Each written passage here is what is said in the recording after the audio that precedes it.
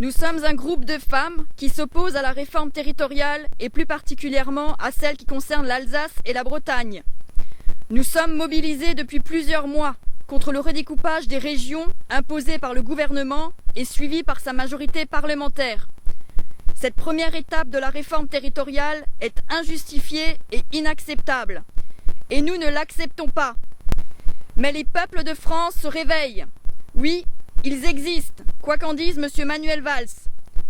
Aucune règle de droit international n'impose qu'à chaque État corresponde une nation et une seule.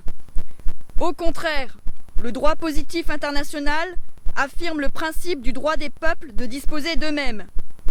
Et même le Conseil de l'Europe consacre sous la forme d'une charte l'autonomie locale. Les peuples ont une âme, une conscience commune, qui n'est pas comprise par l'État.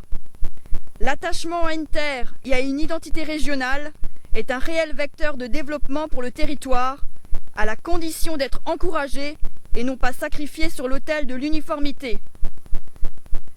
Les populations de France ne supportent plus les dérives d'un État centralisé qui ne se préoccupent pas des problématiques locales.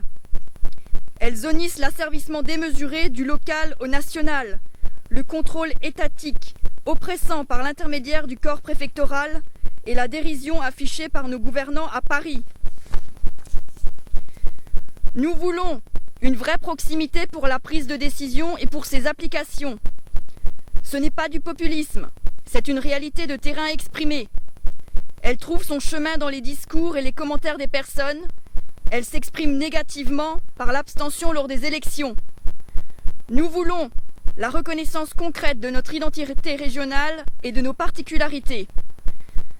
Nous voulons déterminer les limites territoriales de nos régions.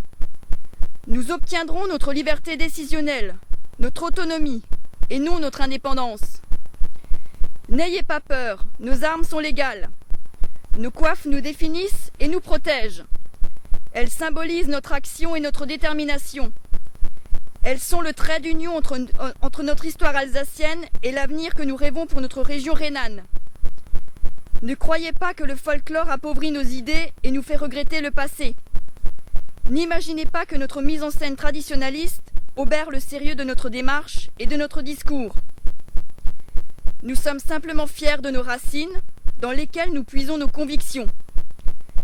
Nous vous le répétons, ne craignez pas nos actions, mais prenez garde à notre ténacité. Le mouvement est en marche, il grandit, il se renforce de semaine en semaine. Il lutte pour la renaissance des peuples d'Europe et la reconnaissance de nos droits et devoirs en France. Il doit se propager dans toutes les régions. Nous ne sommes pas seuls.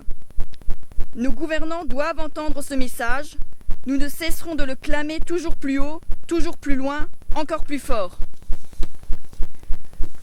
Le projet de loi NOTRe doit être voté avant la fin de cette session parlementaire.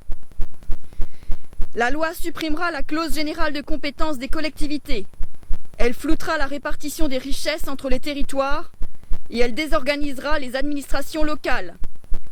Nos élus locaux doivent, par un geste symbolique fort, clamer leur désaccord face à cette réforme qui soumet un peu plus encore les territoires au national. Ils doivent conditionner l'application de cette réforme à la libre détermination par les peuples des limites territoriales des régions. La désobéissance civile doit être initiée par nos élus. C'est pourquoi nous demandons à tous les maires, conseillers départementaux et régionaux alsaciens qui se disent opposés à cette réforme territoriale en privé et qui se vantent d'être républicains et respectueux de la loi en public, de démissionner de leurs mandats respectifs. Vous êtes déjà les élus les plus proches de vos administrés, soyez désormais ceux qui accompagnent la volonté des citoyens.